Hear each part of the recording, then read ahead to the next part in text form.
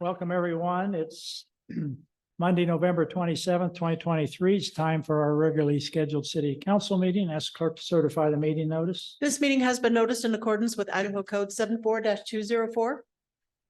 Thank you.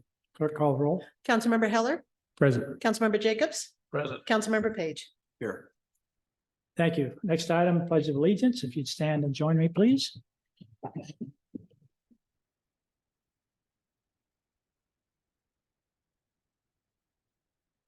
Allegiance to the flag of the United States of America and to the republic for which it stands, one nation, under God, indivisible, with liberty and justice for all.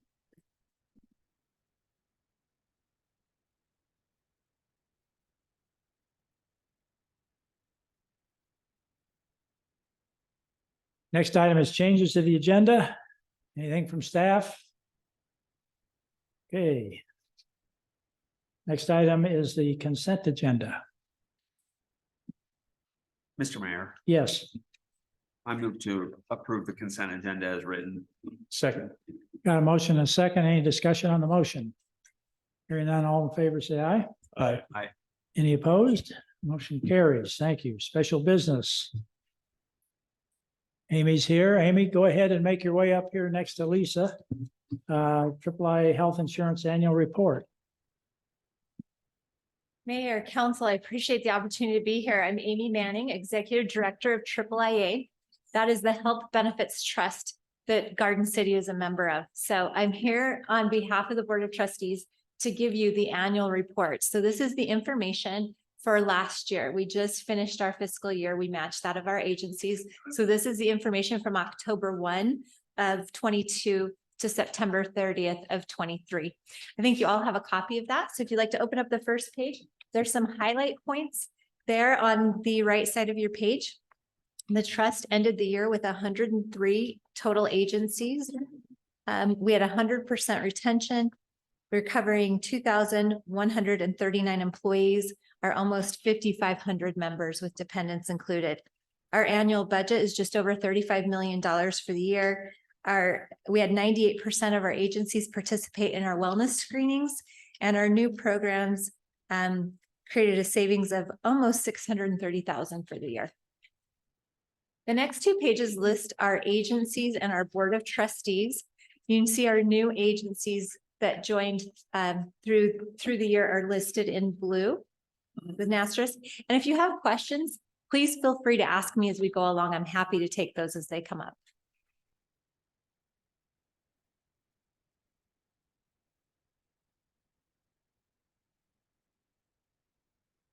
Page 4 is a little update on our staff operations. It shows the AAA team along with our titles. Some things to point out on this page is notice our admin and operating expenses dropped for the third year in a row. We're happy to see that. That's been a good trend for us. Our total dollars, the breakdown of a dollar spent shows 87.2 cents of every dollar is spent on our claims and benefits. 7% on our TPA administration, our contract. We rent a contract. We use the Blue Cross of Idaho network, so we pay a monthly fee to rent that network from them. And then our contractors, and then operational expenses and staff. You can see the breakdown for that. Our member relations information, our benefit line, which we answer 24 hours a day, 7 days a week. We had 2,217 calls come in last year. So our members are keeping us busy. That's good. 75 on-site reports, 87 benefits meetings. You can see we have 31 members on COBRA. We have 28 retirees from 20 different agencies. We're internally administering 10 different benefits, and we sponsor 9 different conferences through the year. Our COVID reimbursement we received from the state, $2.9 million for actual COVID expenses. Prescription rebates, just over 1.8 million on the year. Subrogation, that is when there's a third party at fault. Subrogation recovers those some expenses from a third party liability company. If there's a car wreck or something that happens, recovering some of those funds back.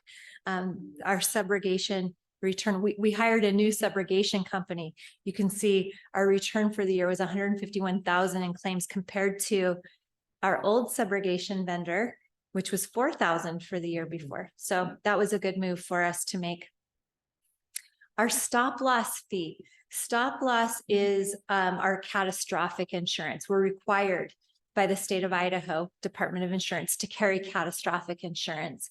And we had a 7.5% decrease in those premiums for the year. Good news. We received $8,000 in grants. Our interest earned almost $144,000 on the year. And then IB&P, that stands for incurred but not paid. When you're self-funded in the state of Idaho, we're required to hold aside a certain reserve at all times. That amount is determined by an actuary, and it is reported to the Department of Insurance. It's called your IB&P.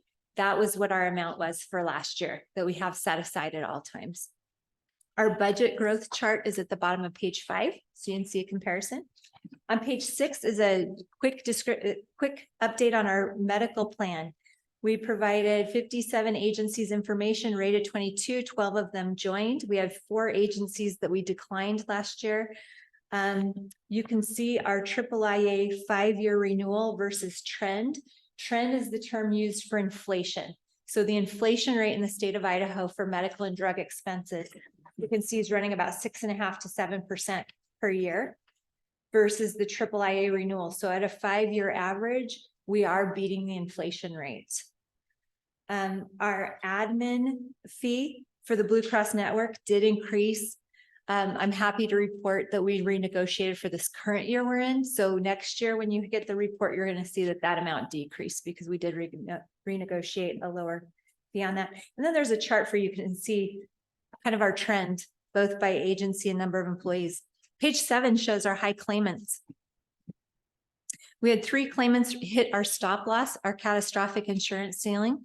We received so far this, and let me back up a little bit. This chart is not complete. This was the data as of September 30th.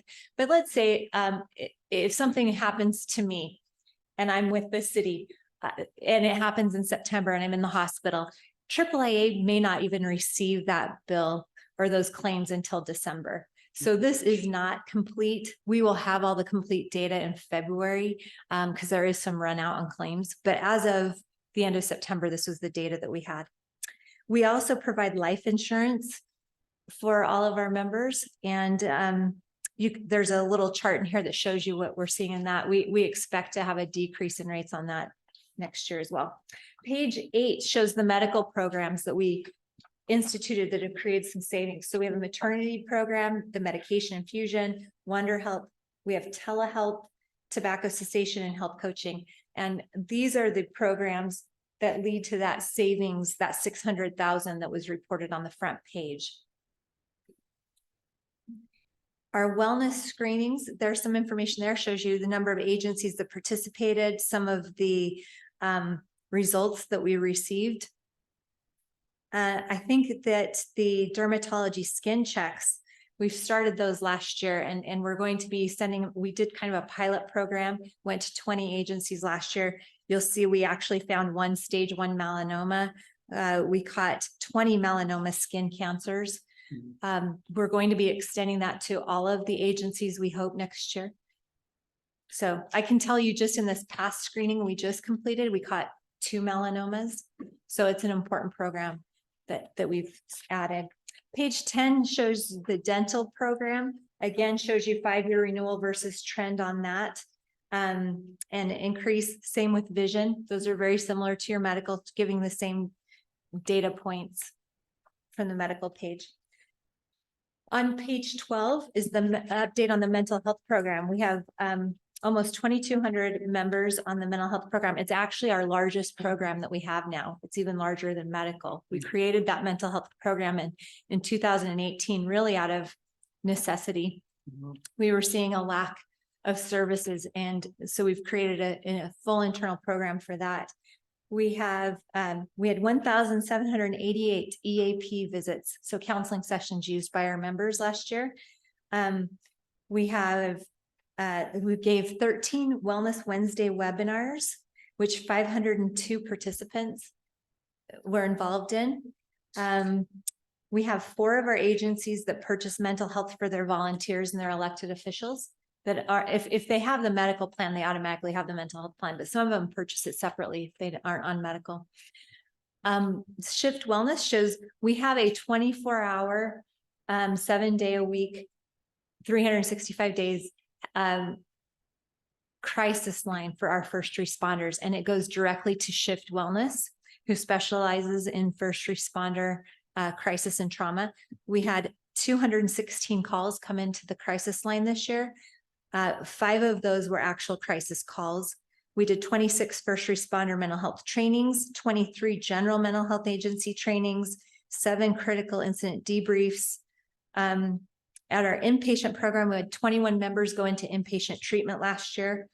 7 of those were employees, 2 were spouses, and 12 were children. So children to us is under the age of 26 and on their parents' plan. So most of them were in the age range of about 16 to 22 years of age. I can tell you, out of those 12, only 1 was a substance abuse. The other 11 were all mental health. So we're absolutely seeing a need across the state for these services that we provide. So happy to have a program in place to help them. On the last page, looking forward, what are we looking to for this current year? We have a reduction in our admin and operating costs. We expect another 6% in savings on that. Our stop loss, that catastrophic insurance, we negotiated another 11% decrease, so savings there. We started a specialty medication program. We're looking at adding HER-scan or on-site mammogram testing for our members, and we're going to expand our skin checks. We're started a physical therapy online, physical therapy called Hinge Help. All of you should have received a postcard on that to be able to do physical therapy at home.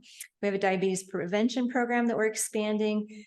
We also negotiated some more savings with our professional third-party fees, and we are starting a medical weight management program that launches in February, and we're adding new employees to help us do all of this.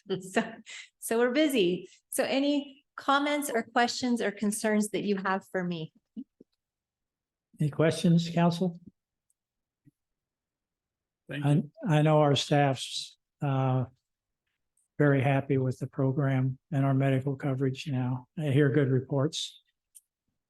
Good. I'm glad to hear that. If anyone that needs anything, please get a hold of us. We're happy to help.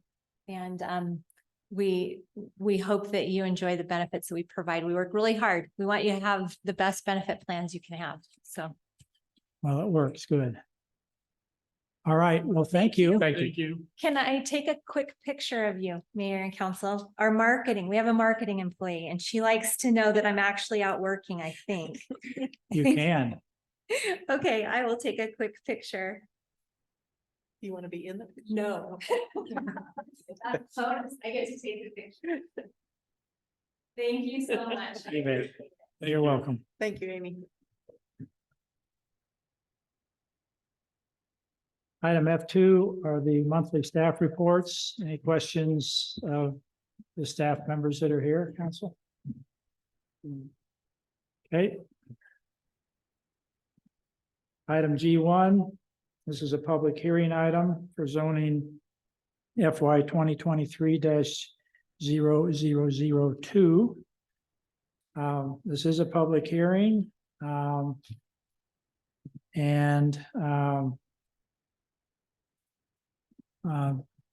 Nate, are you gonna present the request, or Andy, or who? Oh, I'm sorry. Yeah, I was getting to you. I was gonna get there eventually. All right. If you would, come up just before we start. Council, anybody need to declare a conflict regarding hearing this item? No. Okay, let the record reflect no indications of conflict.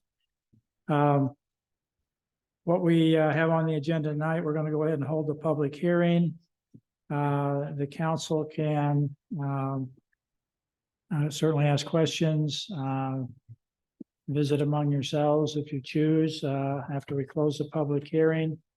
The action that we'll be requesting is to schedule it for a first reading of the zoning ordinance at our next council meeting. So tonight, we're just doing the public hearing. Okay. Welcome, if you would, again, give us your name and address for the record. Absolutely. Chad Welton, Erstad Architects, 310 North Fifth Street, Boise. Mayor Evans and council members, thank you for hearing us tonight. Our request, I think, is pretty straightforward. Vita Properties owns 6 parcels in Garden City, in the Veterans Memorial Parkway area. And currently, they're a combination of R3 and C2 zoning. They are on blocks that are predominantly C2. And in fact, 2 of the parcels actually have split zoning that changes midway through the parcel. So our goal with this request is to clean up the zoning, consolidate it, have all properties, all 6 of our properties governed by same zoning, same dimensional standards, same timeline for development, same commitments in terms of the development agreement. This does not create any spot zoning. As I said, all of these parcels are contiguous with other C2 parcels. According to your comprehensive plan, this area falls in a mixed-use residential area, a neighborhood destination activity node, and one of them is on the Main Street corridor. P&Z approved this unanimously a few weeks ago. And so we're hoping it's a pretty straightforward request. I'd be happy to pull up the map if we need to and look at any of them specifically for you. And if there are any specific questions having to do with the development agreement part of this, I'm going to defer that to Nate Talbot with Vita Properties. Okay. Council, would it help to see a map? Everybody's pretty familiar with it. Okay. Any questions?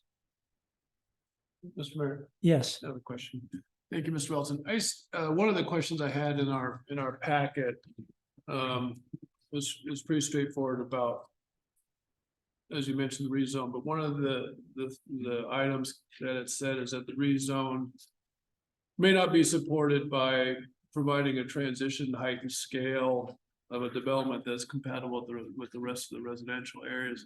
Can you just give an idea of what, I think a couple of them are entitled, so that's done, but the pieces that aren't entitled, what the plan is for those pieces of property to see if they, conform to that? The plan at this time is to stay relatively consistent with what's already been approved. There may be some minor adjustments. The only property that does not have an entitlement on it yet is the one along 40th Street. The address is 508 East 40th. And the plan for that in the near future is to turn that into a temporary surface parking lot to provide parking for patrons of the boardwalk restaurants and the retail spaces along the front of the boardwalk on the Greenbelt. In the long term, the goal is also to turn that into a multifamily development. Do you have any idea about so for instance, on that development, you have different heights, you got that's been approved. And I think the big issue big objection was the height of the condominium tower at 18 stories. Is it something, when you say multifamily, is it another tower like that, or is it something more consistent with what's already been built? No, the goal is not to do another tower of that height. It would be more consistent with what's planned for say 408 Place or the Boardwalk Apartments. Thank you. Okay, any other questions? Okay, thank you. What we'll do is I'll open it up for, Ms. Thornborough is going to come up and give the staff report. But after that, I'll open it up for public testimony. And then I'll recall you, sir, to wrap up or answer any questions that are generated through public testimony or that are generated by the council. Yep. Good evening, Mayor and members of the council. Some of what I might say will be reiterating what Mr. Welton had just gone through, that this application is a request to rezone to C2 with a development agreement.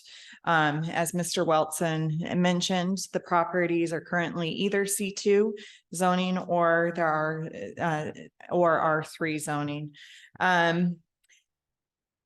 There is a discussion on page 29 of the packet in the staff report about spot zoning. Really, in addition to the required findings, any rezone should look at whether or not this would constitute illegal spot zoning.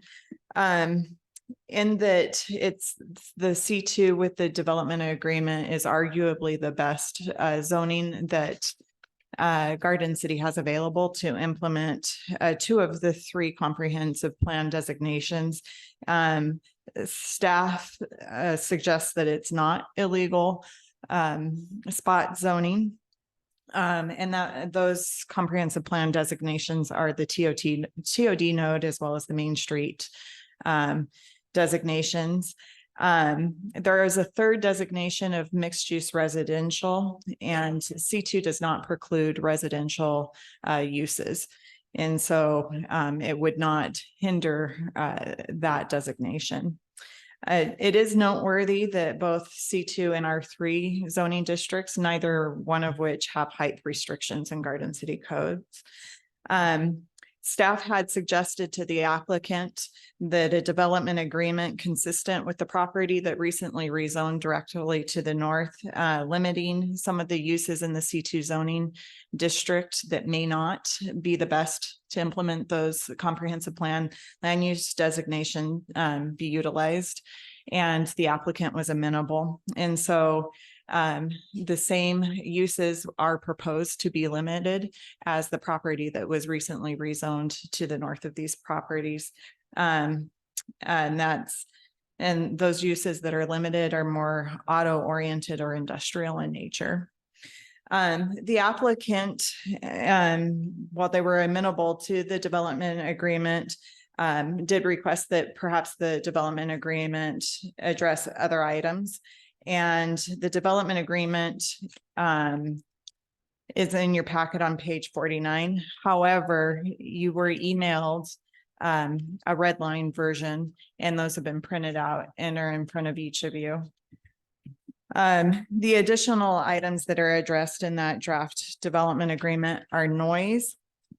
The 3 entitlements that are currently existing on properties, there's a request that those be allowed for 5 years from the signing of the development agreement. So instead of having to come back for extension request, it would be embedded in the development agreement. There's a request for permit fees to be collected at certificate of occupancy versus at issuance of a building permit.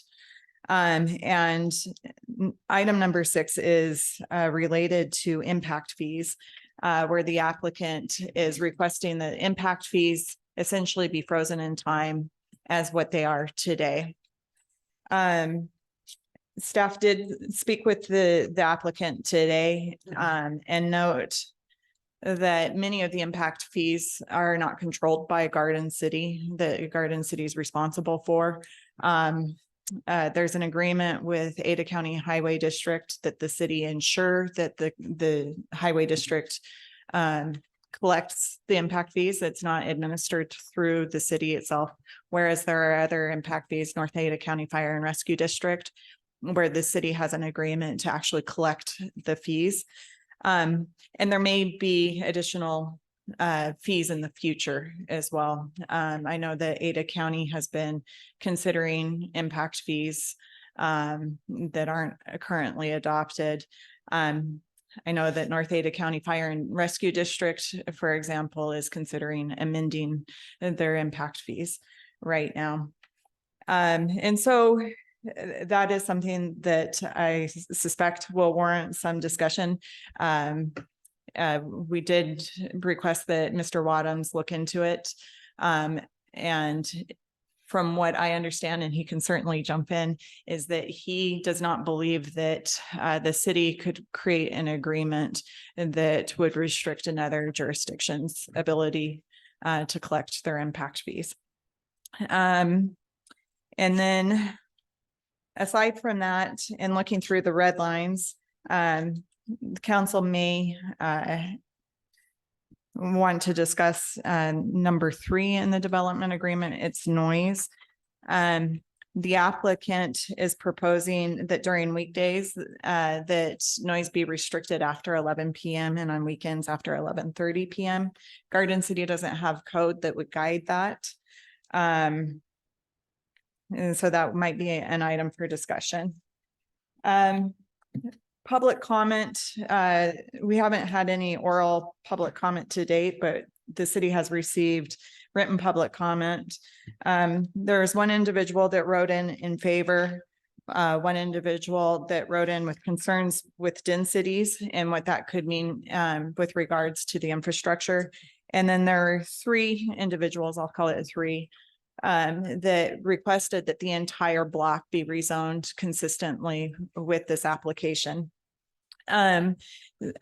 Staff did not pursue that at this point in time, in that this is a privately driven request. It's not a city driven request. And so that request should either come from those property owners, or the city could choose to direct staff to embark on an endeavor to rezone those properties. As Mr. Wilson noted, there was a unanimous approval recommendation by the Planning and Zoning Commission on the consent agenda. I would like to point out in the draft decision document on page 8, so it would be 49 of your packet. Number 1, condition of approval does direct that a development agreement is drafted, but it doesn't have specific language. Should you want to make a formal decision tonight, I think you could do so, but typically where there's an ordinance, the final decision is delayed and continued until the 3rd reading of the ordinance, which would be ordinance 1041 number 23. Other motions that you could make tonight are deny, or if you do not have enough information, you could remand back to the Planning and Zoning Commission. And with that, I stand for any questions. Mr. Mayor. Yes, Ms. Thornborough, with respect to the development agreement, item 3, should that read from Monday through Thursday, 11 p.m. to 7:30 p.m.? Or should that read 11:30 p.m. to 7:30 a.m.? Mayor, Councilmember Heller, I would suspect that the applicant was meaning 7:30 a.m. So we can pencil that change. I believe so. The applicant does have a chance to have a rebuttal if they disagree with what I've indicated. okay, other questions of Ms. Thornborough? Mr. Mayor. Yes, Ms. Thornborough, given that impact fees are out of our control and mainly other jurisdictions, and so we don't determine those fees, is there anything that would prevent them from going to those directly to those agencies and trying to get them to freeze it in time and rather than come to us? Mayor, Councilmember Jacobs, certainly not. They could certainly engage those agencies.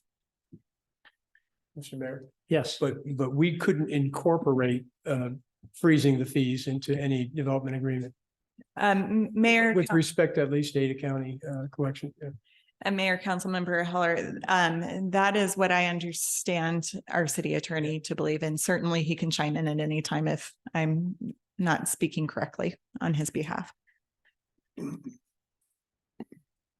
anything further? Okay, Thank you. okay, Thank you, Jim. thank you.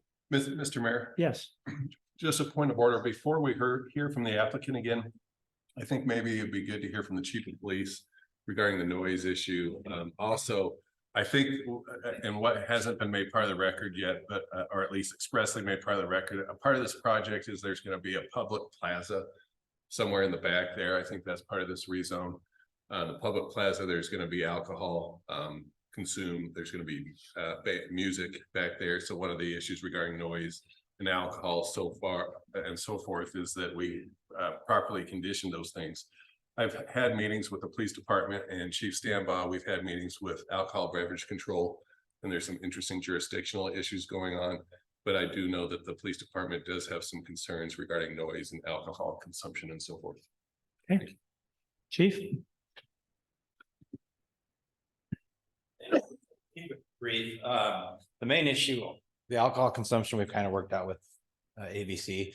The timeframes 11 and 11:30 are way too late. So the residential, we're already getting complaints during the Flip Fest. You know, people who have lived there for years and years, and now we have these amplified music coming in and playing till 9, 10, 11 o'clock at night. We're getting complaints about that. So where there's already people living in this area, 11 o'clock is honestly on a Saturday or Friday is way too loud to have any amplified noise outside of that public plaza. We will get complaints. We'll get complaints from across the river.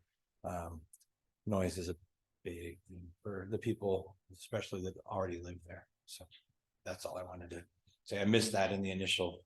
Sorry, there was a lot of information in there and I missed that. Great, thank you. Thank you.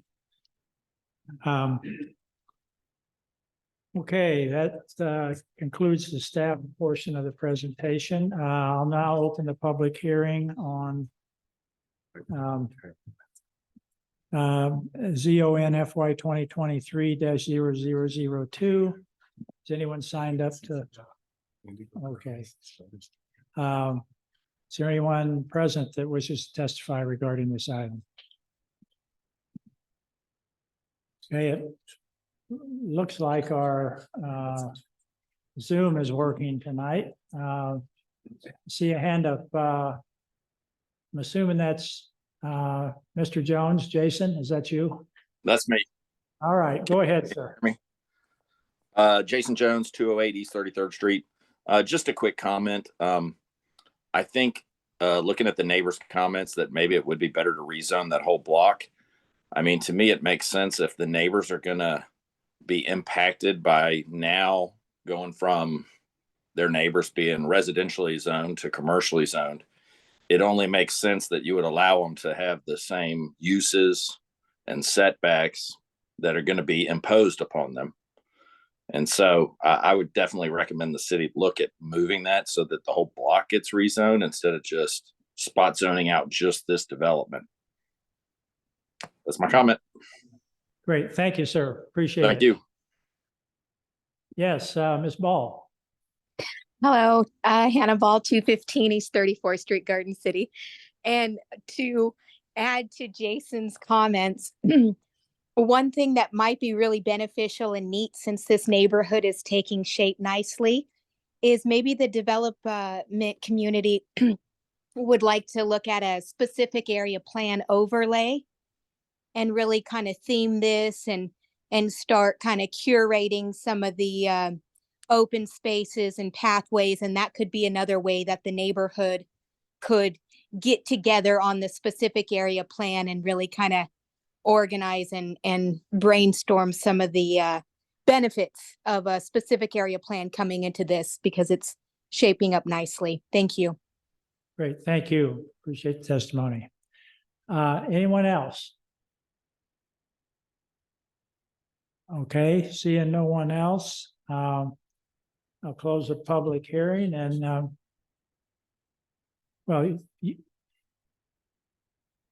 Nate, you're one of the applicants, so you can join us. The public hearing is now closed and we're responding to comments for the public hearing or answer questions. So if you would give us your name and address for the record. Good evening, council members, city council and Mayor Evans. My name is Nathan Talbot, P.O. Box 1743, Boise, Idaho 83701. And for the record, you're representing the applicant. I'm representing the applicant for Yes. the properties. Okay. Wanted to ask it maybe a quick question that Chief Corey could answer as well. Just curious, what are the time constraints on Sandbar that they currently have, even though it's maybe not a resident community? In the same lines as to what we're trying to propose here in our DA agreement. And just maybe making a correlation between the two, if we can make those pari passu, that would be something we would look to do in conjoining a group community effort on this, because appreciate the comments, understand it completely. And we would definitely like to make sure that we don't cause a situation with the community as a whole with noise and ordinance issues. Very good. Thank you.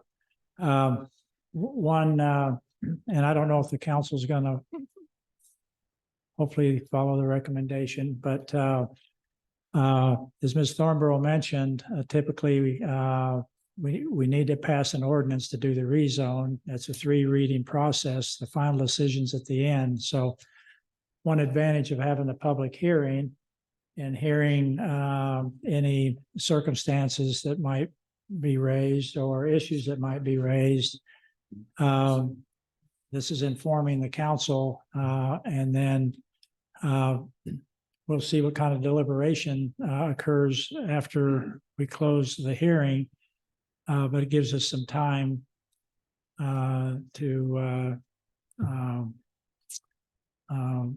gives the staff time to respond to any of these questions that might come up. In the case of your specific property, you know, what is a residential there, you know, across the river, I think is Veterans Park, for example. So, and there are several issues, frankly, since you're up here, as we've already discussed, we're going to have to take a look at several of these. The impact fee issue is one that is frankly just a legal issue in Idaho, and we'll have to discuss that with you if the council allows us to proceed. And then the noise, the lack of specificity in our city code is what it is. We have amplified noise at night. I know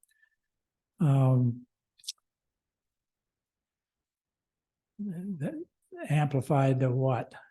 So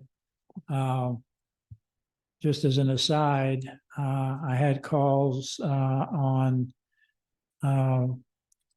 subwoofer complaints from the Revolution a mile away.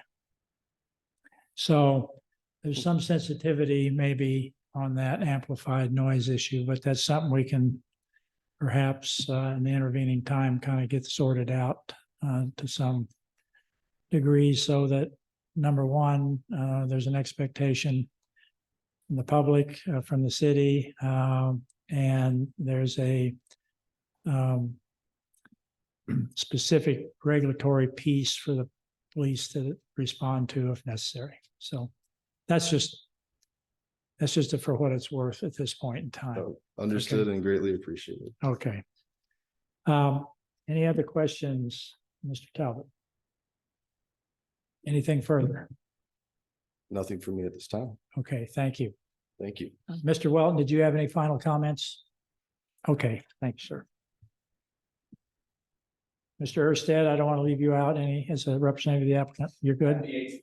Okay, all right. We'll leave the B team sitting on the chair there. Okay.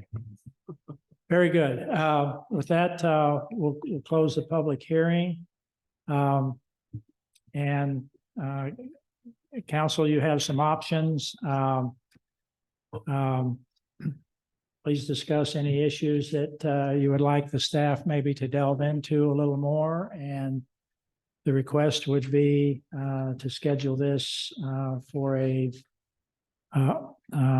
first reading of the ordinance, implementing ordinance for whatever the date is, December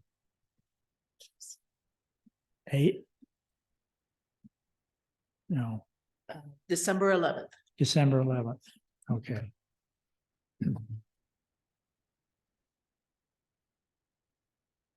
And at that time, council, if that is what you choose to do, then any areas you'd like the staff to address with the applicant prior to the first reading regarding the development agreement, we can those discussions can be had between the staff and the applicant.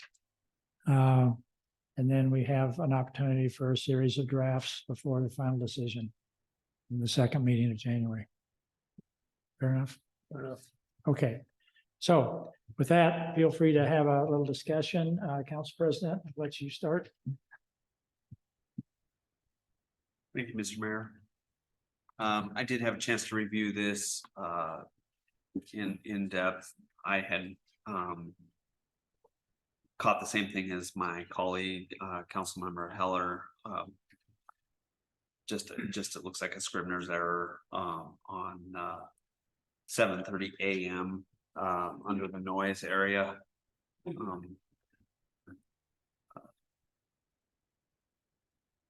I think as it pertains to noise,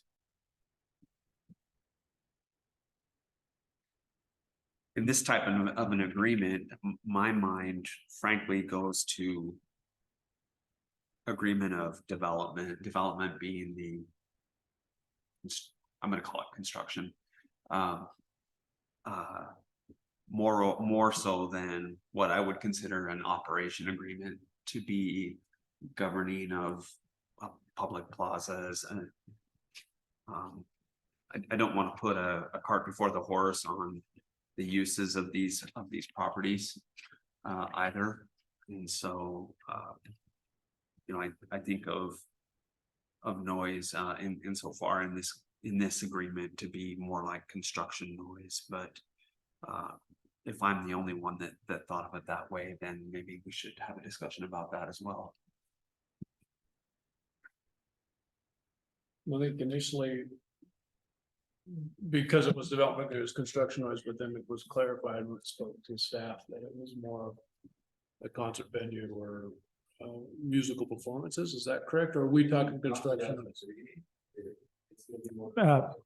Mr. Talbot, I'll recall you here for this. Go ahead. So restate the question, please, then you can answer. So just to clarify, it's not hours of construction, which is, I think, what some of the council members read into it, is we will not do work beyond these hours or whatever during construction. It's more of once it's built as a musical venue. And so then the answer question would be, what type of music are you going to play? Right? Correct. Are you going to play revolution type music, or are you going to play more sandbar type music, right? Or somewhere in between. And I think that's huge on what that would be. Without a doubt. So to answer the question, it'll be operational, not construction noise that we're talking here. And to that same regard, it's not going to be Metallica headbanger music or a huge concert venue by any means. It'll be more of an ambient setting music that's kind of just setting kind of little guitar acoustics or some nice drums or melodies that'll be playing that serenade the plaza. And it won't be anything that's noise or deafening to the surrounding area, as much as just trying to set the tone for what we try to bring into the plaza as an activity node and a place to be comforting and a place to hang out and people to have carry their own conversations on without being drowned out by music in the background. Great. Thank you. That Thank helps. you. Yeah. So may I ask Mr. Wadhams? Sure. Mr. Wadhams, we have no ordinance pertaining to levels of noise, sound, music or otherwise? Mayor and council member Heather, we have some ordinances. We have one that's called, for example, disorderly premise. And that it talks a little bit about noise. We have an ordinance on disorderly conduct, which talks a little bit about noise, but they're enforcing those, I think, would be problematic. So I'm looking or requesting and recommending something that we can enforce better than what's currently on the books. So correct. We don't have an overarching ordinance with respect to musical performances. That's correct. Yeah. Councilmember Hill. That's correct. Okay. Any further discussion? One more question, Mr. Mayor. So is it also one of those things, Charlie, that's just flexible? So if we give them these hours and then we get complaint, it's like, you got to tone it back, right? It went to 11 and we got a complaint. Now it's got to be 10. you know, if kind of a try it and see what happens, or is it, or is it more like we need to decide in writing at the time? Mayor, Councilmember Jacobs, I think it's better to decide on the front end, trying to modify a development agreement after it's been recorded with the county and everything. That's gonna be a little bit of a hurdle, so I would recommend we get it figured out on the front end, so we don't have to worry about it on the back end. Gotcha. Mr. Wadums, is it better to just eliminate that language and deal with the existing ordinances, nuisance and so forth, than to define in this agreement, maybe more specifically than what the agreement reads right now? Mayor, Councilmember Heller, I would think that having specific conditions in the development agreement, I think will help everybody for enforcement. Our codes on noise are not a model of clarity, subject to argument. I think it'd be better to put it right in the development agreement. I also think it would be better to put, if the council has any conditions regarding alcohol consumption, I think it's good to put that in the development agreement. We talked about, you know, several different ways to get that done. One would be a code amendment, which would take 3 to 6 months. Probably the faster way to do it would just condition it in the development agreement. I did talk to the developer, Mr. Talbot, about this, and I think they're willing to comply with whatever conditions. I think the city and the developer, whatever they can agree on, we can put in the development agreement. It is part of the negotiation process. And so reasonable conditions can be part of a development agreement. And Mr. Mayor, and you would include Chief Strombaugh in that conversation with staff, and I think it's very important that we include the police for comment on that. Yes. Yeah, thank you. Yeah, Councilman Mayor Evans, this is Mike Talbot. Can I inject for a moment? I'm part of the applicant. Yes. Sure, go ahead. Nate's comments were quite true. We are not trying to create a concert venue on the river. We're creating an area to give an atmosphere, guitars, maybe a slight violin or some kind of environment like that that's going to provide for a soothing and enjoyable sound and an experience for the river. It's a very, very small little venue that they can put their equipment on. It will be controlled through the retail area, but we are in a C2 retail zone that offers a commercial capability there with a restaurant and bar. So we want to make sure that we don't overstep the boundaries, but also provide the vendors and the tenants the opportunity to conduct like the Sandbar does, some kind of restaurant and entertainment facility. But in no way, shape, or form are we trying to create some kind of large venue that's going to disrupt the neighborhood in any way. Mr. Mayor. Great, thank you. Yeah, Go ahead. Mr. Mayor, that was the purpose of my question. When you start talking about the specificity of musical performances and mood music versus ambiance directed music, I mean, as the mayor said, what magnitude in terms of amplification and so on. That's why I asked if it might just be wise to, or wise is not the right word, better to address the situation in terms of the intention without overlaying that with too many specific guidelines. Well, Mayor and Councilmember Heller, I think, again, the way that our code currently reads regarding noise, I think it'd be better to put it in the development agreement. And also regarding alcohol, let me make a record of this. Our municipal code currently on open containers of alcohol would not prohibit alcohol consumption on this, what they're calling a public plaza, which is really a private plaza that will be open to the public. It's going to be a private plaza open to the public, but our municipal code on alcohol open containers would not prohibit this. So then the council, I think, should decide whether there should be some regulations, because currently our code would permit this, just completely permitted. Wouldn't that require a code change? Mayor, Councilmember Heller, that'd be one way. We could either do a code change if the council wanted to do a code change, which would be the longer, lengthier process, or we could put put it in the development agreement, or we could do both. I think the council has a lot of discretion in that and leeway in that regard.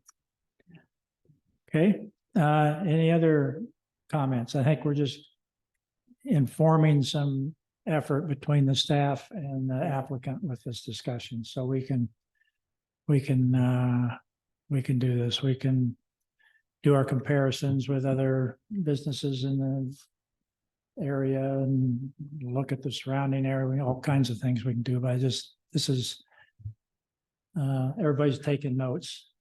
So, Mr. Mayor, just a point of order and just Yes. to follow up on Councilmember Heller's question, just to be clear, ABC is not going to regulate this public plaza. They said it's within the city's jurisdiction. So the city cannot fall back on alcohol beverage control. If the city wants people that are drinking to have wristbands, for example, we need to put that in the development agreement.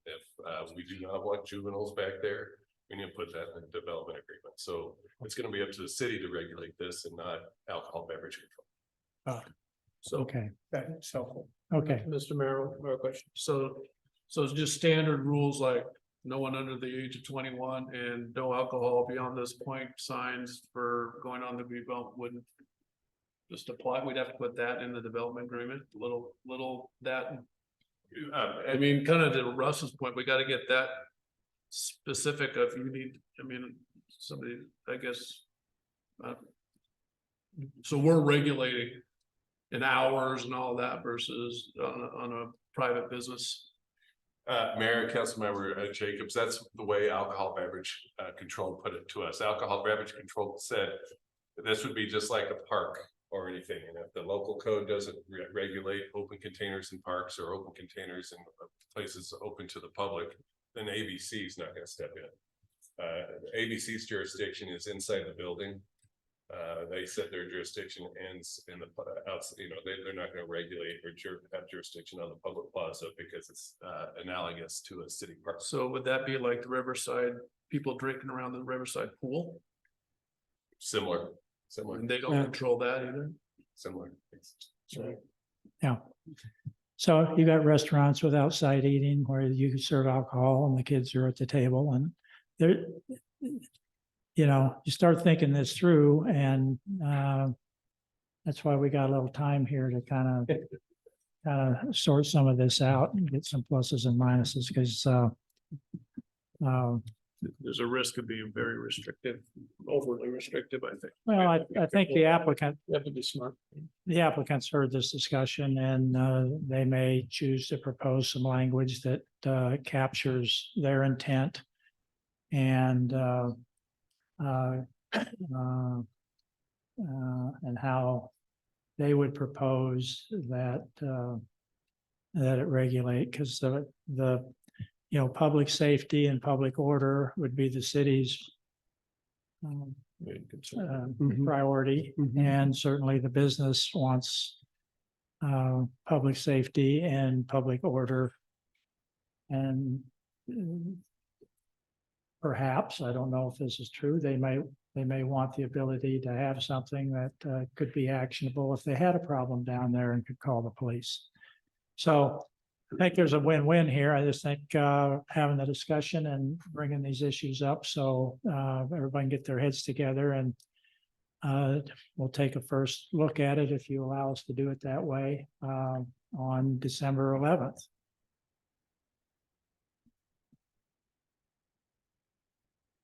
Okay.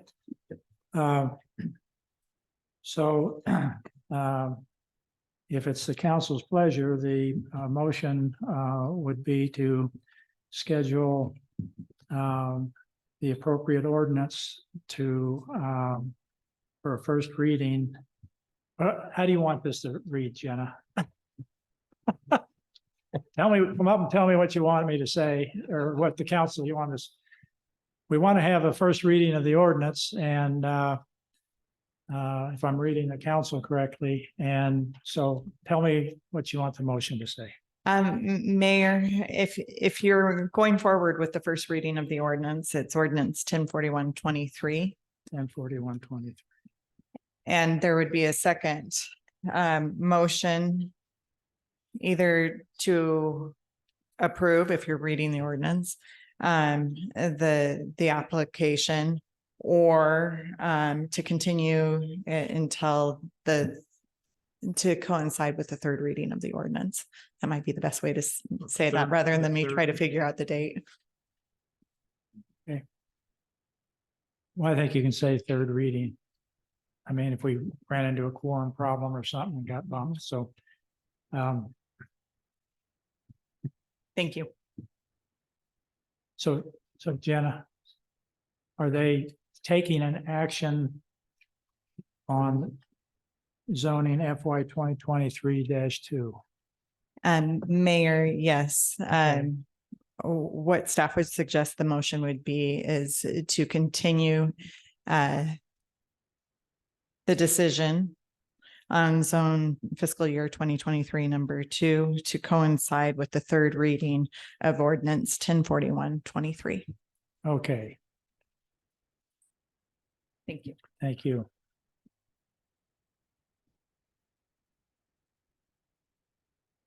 Mr. Mayor, Yes,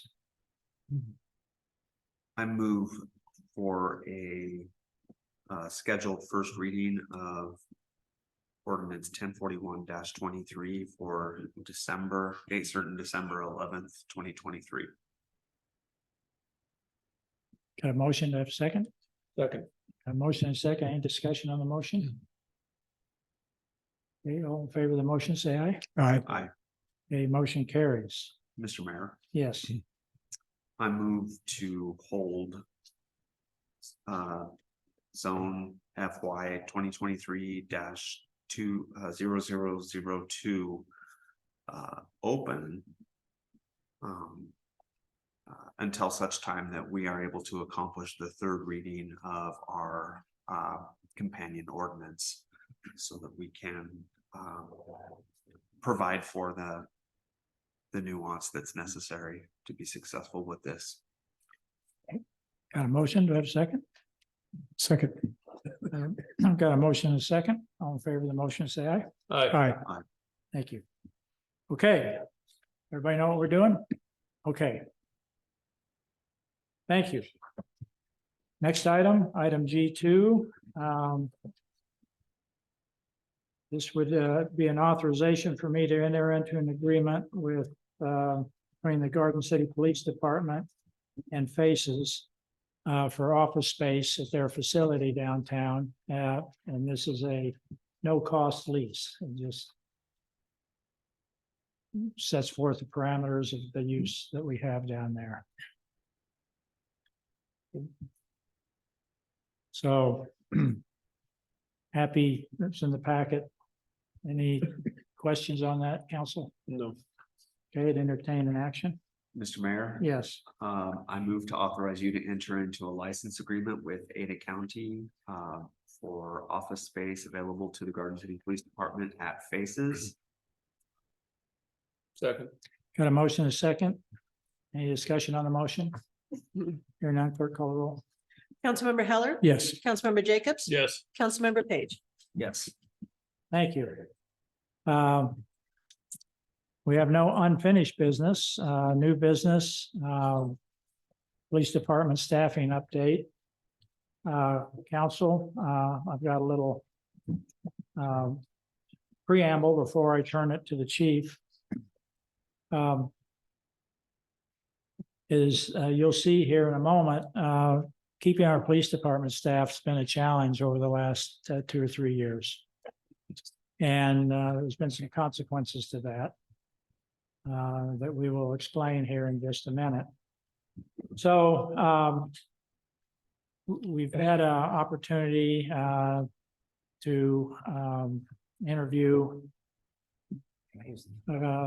specifically for tonight's meeting, 2 lateral applicants from Newport Police Department.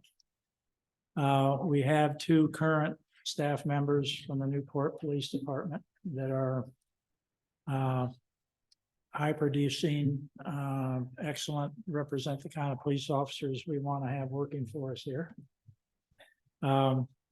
And of course, they're very familiar with the 2 applicants that we interviewed.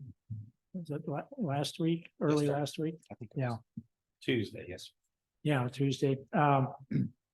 So we know more about these two laterals. Than we've, in my experience, ever known about an applicant. I mean, you know, so, what, and a little bit of what I'm saying will be a little redundant in the presentation, but we have senior officers, that's plural, that are approaching their retirement eligibility. They haven't noticed us that they're retiring, but they've reached that eligibility. And these two interviewees, these two applicants are, I was so impressed with them. And the challenge we had was we've got one opening. I want to hire them both. And that would result in a temporary overstaff. And Lisa has run the numbers, and we have plenty of money in our current budget because we've been understaffed for the overage. So it just will avoid some things that are going to be explained here in just a minute. So I wanted to just kind of give you the bottom line before we keep you in suspense. So Chief, All right. take it away. Well, I want to preface it by we stood up our new report writing system today. So Oh, we're wow. slowly working out of the problems we've had over the last 3 years, almost 4 years now. So it's just, there's going to be hiccups along the way, but so far so good. So thank you, Mike Tanner with the City of Meridian. I'll just go through this real quick. I know you guys have had a long day. So staffing update, we have one position open at GCPD, as the mayor said. We have 2 highly qualified lateral officers from Newport Beach who've applied. They both come highly recommended from Corporal Biaggi and Officer Daymood. We also have a 3rd Newport guy starting on January 2nd. So if we hired these 2, that would give us 5. And then I think Newport Beach is going to put a no contact order out, like Garden City PD is not allowed in California anymore. Through salaries and other savings, just want to bring them both on board about April 15th. And I'll explain a little bit why the delay here. It's not adding a 28th permitted officer. It's just an overhire until our next retirement or someone leaves. So why overhire? We anticipate 1 or 2 retirements in the next 8 to 18 months. And historically, we get thrown a curveball and someone will just come in one day and go, you know what? I'm done. I'm moving out of state. My wife doesn't want me to do it. My husband doesn't want me to do it. Or I just don't want to do this job anymore. If we overhire, we'll be allowed to ahead of the staffing curve. Having two people, 2 laterals, 2 officers, a lateral and a new person in our in-house academy. And I'll get into that in a couple of slides.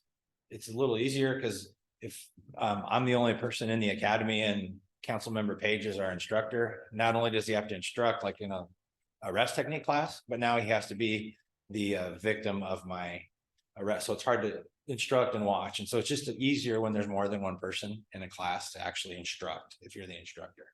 So in the next few slides, I'll just explain why we're at our shortage, the consequences of the shortage, couple timelines on what it takes to train new versus lateral officers, and then why we're actually facing recruiting challenges here in law enforcement in this area currently, not just us, but, and I'll explain a little bit later, it's everyone in the area is trying to hire and they're having a hard time.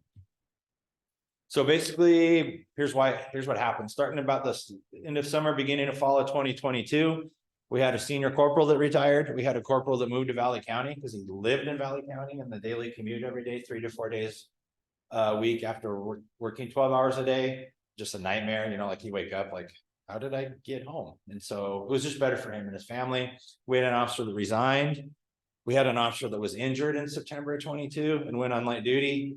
He recently, we found out he wasn't able to come back. And so we have he was out for a year. In April of 23, we had another officer that had to go on light duty, do an off-duty foot injury. He's back to duty. Sergeant Goodman retired last year. As part of this, we did hire a lateral and a new recruit about this January of last year. They both came on at the same time, and neither of them made it through the training. So trying to mitigate it, those 2 just didn't work out. And then in July, the chief retired. It's kind of where we're at and why we're we've been short for so long. So in 22, last year, we did take one of our detectives and temporarily TDY'd him. It was temporary for a year back to patrol to help cover shifts to mitigate some of the overtime costs and that sort of thing. And then the fall of 23, we had 2 new recruits. They currently attend the Napa and Meridian Police Academy out at Meridian PD. They will graduate February 7th. Is the date for their graduation. They're doing great. One of them, Officer Jantz, actually was voted president of the class. So they're both doing well. And we don't anticipate any problems with them getting out of the training. On January 2nd, we have 2 new laterals, the third one from Newport Beach, and then a lateral from Burbank, California.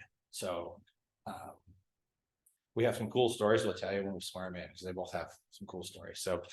So here's the reason to want to delay if to hire and not bring these 2 new guys on until April. So we have 5 field training officers, so 5 of our current officers who train our new guys. Well, these 2 new laterals are going to start their in-house academy about the first part of January. They're going to get out in the middle of February. And our 2 brand new guys are going to graduate from their academy and get out in FTO. So we're going to have 4 people in FTO at any one time with 5 training officers. So we put a strain. So if we delay them till and I'll explain here in a little bit, the end of April, beginning of May, that should give our training officers hopefully a little breathing room. And I'll explain the timeline here in just a slide or 2.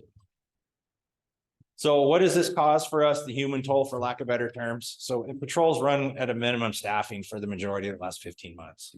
So in order to help facilitate vacations, people need time off, medical leave, etc. Lieutenant Patterson and the patrol supervisors have done a great job. We'll have officers that one day work a swing shift, and then the next night they might have to cover a night shift and then be back to swing, and then sometimes being in their day off. So they've constantly adjusted their shift times on the days that they work, and then running a minimum. If you have someone call in sick, that drops our minimum, so we can't meet minimum, then we have to call someone on overtime. And so that has caused our overtime. We went over budget last year on the overtime line item, but our overall personnel line item was way down because we were so short. So we've had to post overtime to fill shifts. We've used detectives and administrators to fill patrol shifts, and our motor officer. And I'll get to the next slide why that's not necessarily good for us either. So many of the officers have worked overtime to meet our traffic enforcement. So we got a year-long grant from ITD. We have to match that every year. I'll explain a little bit here. We left some money on the table last year, and I'll explain why. But on top of that, there's extraordinary events. It's this flip side, the fair and music fest. We have cut back on the fair and music fest, where we've transferred the traffic control back to the fairgrounds. They're responsible for hiring a company to basically implement the traffic control plan that the department Chief Allen wrote a few years ago. Again, just so we don't have to staff 9 or 10 people a night extra on top of patrol, they can hire people who do that for a living to do it. So as you all know, if you work too much, it puts strain, physical, mental health, on their personal life if they're working too much. Going back to the AAA, the mental health deal. So it is important. Other considerations, whenever we use our motor officer to fill up the patrol spots, we can't count his grant time. So the grants are specific that because they're paying part of his salary, it has to be for traffic enforcement, writing tickets, just contacting the public and writing accidents. So if we have to unplug Corporal Biaggi to cover a patrol shift, those hours don't count toward our grant. So because of that, we left about $13,000 on the table last year. We couldn't, we posted like all the fair overtime last year. We did a step overtime so we could get our match and try to get that. We just couldn't get there because Matt would have to go out and work a patrol shift in order to cover when someone calls in sick. When we're on minimums and busy, go and call the call, there's just less time to be proactive. Outrunning traffic. Second one, less time for traffic. And just ever since I started in 1995, even at the height of meth labs and all that stuff, the #1 complaint in Garden City on citizen surveys was traffic. There's too much, they're too fast, they're too slow. And it's still that way today. People complain about traffic.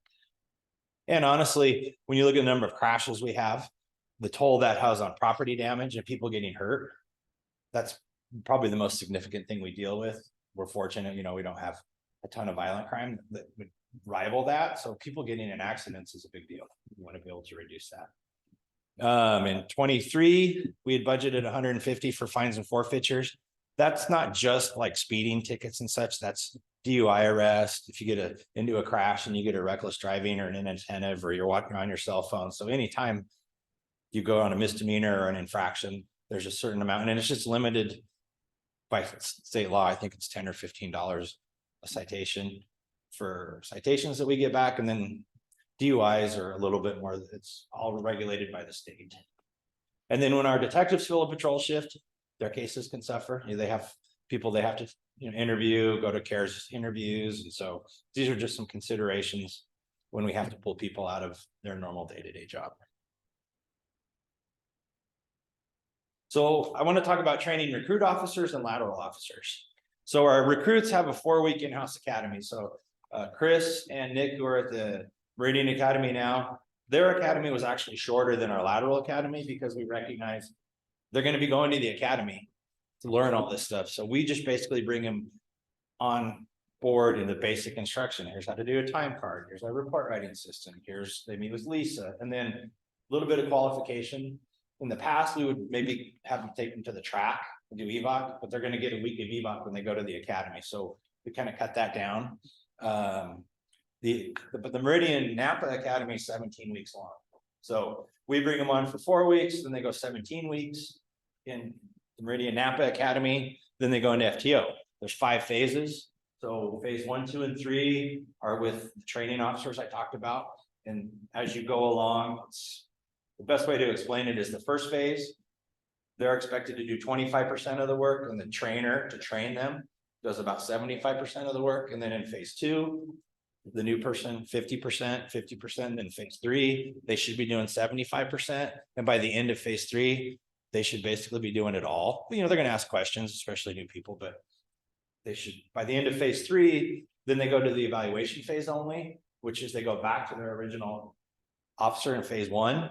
That person usually wears plain clothes. So when they're out on calls, the public is talking to that new officer because they're the one in uniform. And that just gives that first phase officer a chance to evaluate, hey, I saw you day 1, you know, 10 weeks ago, where are you at now? So once they get out of that evaluation only phase, they go to sergeant's evaluation. So in order to get to the sergeant's evaluation, no matter if you're a lateral or a new person, you have to have a minimum of 34 daily observation reports. So that's just 35 shifts. I'm sorry, 35. And those are the reports that the training officer documents. Hey, this is how you did today. This on this call, this was good. We need to improve here. So if you look at, that's about 10 weeks roughly, just to get to the out of FTO to get to sergeant's phase, which sergeant's phase basically is they're still evaluated. They're out on their own, but the sergeant only evaluates them once a week, checks in with them. Hey, how you doing? What do you need? You're doing good here. And those sorts of things. So that was the phase that Ahern had just entered when he got into the shooting out here. So for a new person, it roughly, very minimum from the day they start to the day they're on their own and productive on their own is 35 weeks. So a little over a half a year. You go to a lateral, so their in-house is about 6 weeks because we have to teach them Idaho, how to qualify in Idaho, our dispatch system, because not every agency in Idaho uses the same dispatch system, or how to talk on the radio, our arrest technique system. They have to do EVOC. So it takes a little longer to get them where we feel comfortable with them, to get them into the field so they can say that they got what they needed before they were being evaluated. We reevaluated this last year after, because one of the people that didn't make it last year was a 12-year lateral officer from another state. And so had some struggles. So, okay, how can we be better so that doesn't happen again? Geography, we're big on geography in Garden City. We're not that big, so you better know where you're going. And so that gives them time to get that basic, good information in before they hit the field and they get evaluated. So they go through the same process, the phases, the evaluation, but because they don't have to go through that 17-week, their minimum is about 20 weeks. So not quite a half a year. So from the day Jameson and Grant get hired on January 2nd, you can basically 5 months. They'll be January, February, March, April, that May-ish timeframe is when they should be out on their own. If they're successful, that's minimum. That doesn't mean they get 35, and if they're not making it, we wash them. If they're learning and growing, some people just, it takes longer because it's just a different job. And if you haven't had to do this job and multitask and make decisions in a tenth of a second at 2 o'clock in the morning, when you've been in court all day, it takes time. So that's just the minimum time that it takes to hire recruits and new and lateral officers. Challenges. So just like I think a lot of places around here, our applicant pool shrunk. There used to time years ago, we'd have a testing at Boise State. We'd fill the Jordan Ballroom just with police testing with all the agencies. Now, I think the last time we just tested, we had like 11 people actually show up for the written test. We're starting to work better together as agencies, local agencies here. So we have had a couple of recruiting events with not just the local, but state, Fish and Game, BLM. They're all trying to recruit, but now we're all recruiting from the same pool. And so, and there's just fewer people that want to be police officers. A lot of the criminal justice candidates that are at the universities, they go into criminal justice and less than half of them actually want to be police officers. A lot of them want to be attorneys. A lot of them maybe PMP, or they just want to go teach. The cost of housing in Idaho with the high mortgage rates has hurt us. It used to be 3 years ago, they could sell a 2-bedroom house in Burbank for $1.5 million and move up here and have cash and pay that. Well, now our rates, a couple of years ago, we were only like $50,000 behind LA on the average cost of a house in Ada County. So that hurt. And then the mortgage rates don't help either because the affordability then goes down. We get applicants that can't pass the written test or the physical test or the background. A couple of years ago, we had a guy drive out from Missouri as an lateral applicant, passed the written test. Part of the physical is you have to do 20 push-ups. He did 4. So he drove home. And our test is not hard. It's, can you read? Can you write? And you actually have to do some real writing and can use some basic arithmetic. And it was hard as we tried to hire correctly. These 2 guys last year, one of the brand new guys just had a hard time and didn't make it out of the academy. And so there's just sometimes we can't catch them all. People are human and we do our best. We do a really good background wherever they're from.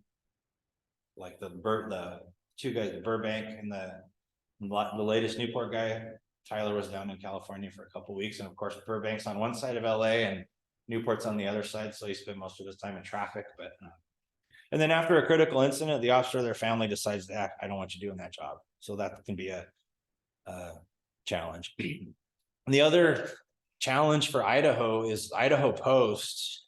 For a long time, that was the only place you could go to become a police officer in Idaho. You had to come here to Meridian. Pocatello had a program, but majority of the people came here. Well, they can't keep up anymore, and they only offer 2 classes a year. So if Boise hires 25 people and there's 30 people in a class, they would fill out most of that class. So they have allowed, Boise has their own in-house academy, Meridian and Napa do, the county does. But again, Meridian and Napa, they only offer it twice a year. The reason we go there, it's better training actually. And they're way more flexible in allowing us to get in at the last minute if we need. The next post classes, those will fill up very quickly. So if we don't hire and know someone, sometimes 6 months, a year out, we might not get into post. And so those are some of the challenges. So like the mayor said, basically what the plan would be is bring these guys on the end of April, beginning of May. They would start their in-house academy. The other 4 that would be in FTO at the time, hopefully still all of them would start to be getting out, fill in some of those positions that were short in patrol. And then these guys would hit the field. If they started May 1, 5 months, so the end of September, beginning of August, or I'm sorry, October. Lisa did run the numbers and the salary savings were fine. And then we just have to look at next year's budget. I do anticipate, I can't promise, but I anticipate, there's 2 or 3 of us that are at our points or past that could retire anytime. Sometimes in person, there's some things that happen personally, and it may put some people, their time frame down the road, or it may accelerate it. Like when our senior corporal retired last year, he had a couple things happen in his personal life that allowed him to do that. And he's like, I'm out, I'm done. 34 years in so. That's where it's at. Anyway, for this budget year, we can operate. I'm not asking to violate our salary line. So this is meant to brief on what I asked the chief to put together, because this is from my position, being behind the curve on this is operationally not doing the service to our community that we are expected to do. And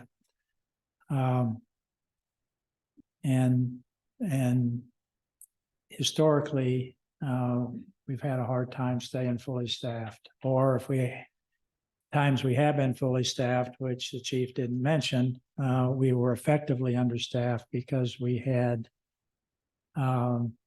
someone that got injured, and he was off the street for a year before it was finally determined that he couldn't do the job.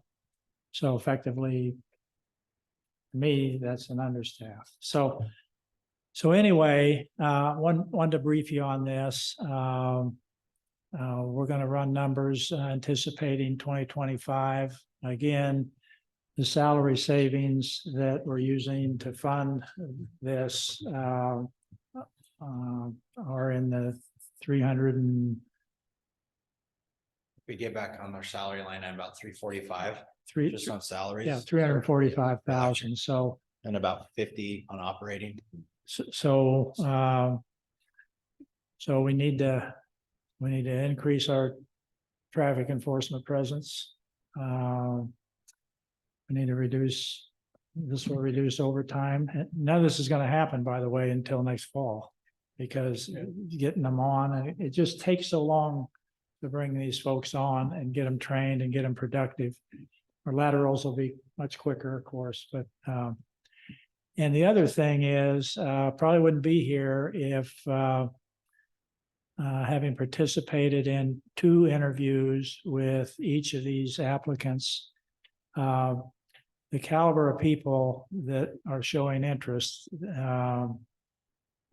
don't grow on trees, if I can use that metaphor. I mean, these are at least 2 of these individuals are decorated. They're SWAT trained, they're CPR trained, they're firearms instructor trained. They're both have been police officers, one 8 years, one 9 years, I believe. So they're experienced.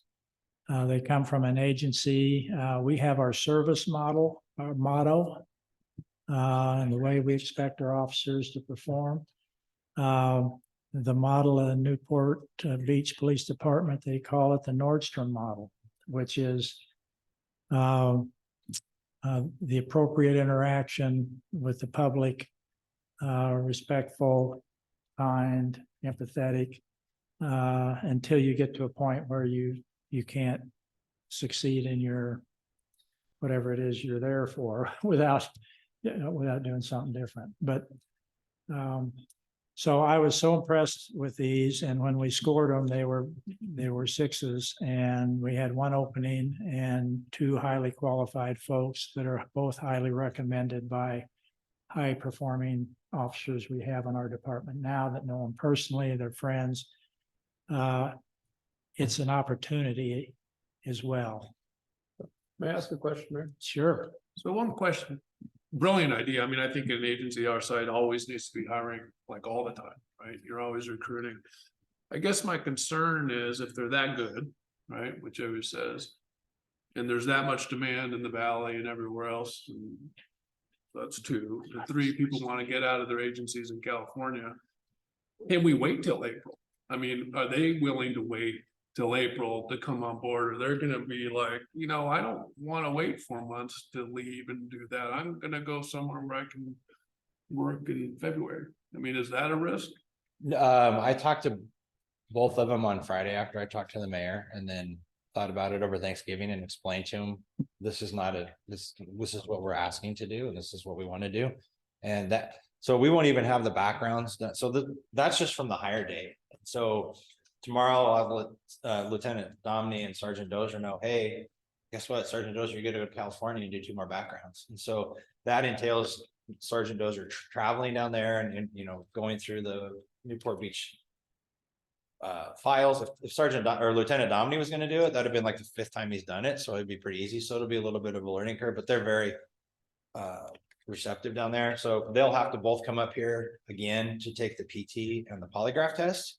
We have found a psychologist, actually the one that Newport Beach uses, a psychiatrist, that we do their psychological test down there. A, it's cheaper, and B, we get a better product. And it was vetted through AAA is actually. So they get the timeline. They do. And then now they have to they're not going to want to put their houses on the market and sell until I can get them the final offer, which they have to do all that before I give them a final offer. It's just, I'm thinking private sector, right? So I don't have all of. Yes, sir. So they're both aware of the timeline, and I explained to him explicitly sometime between the middle of April, May, and explained why. Okay.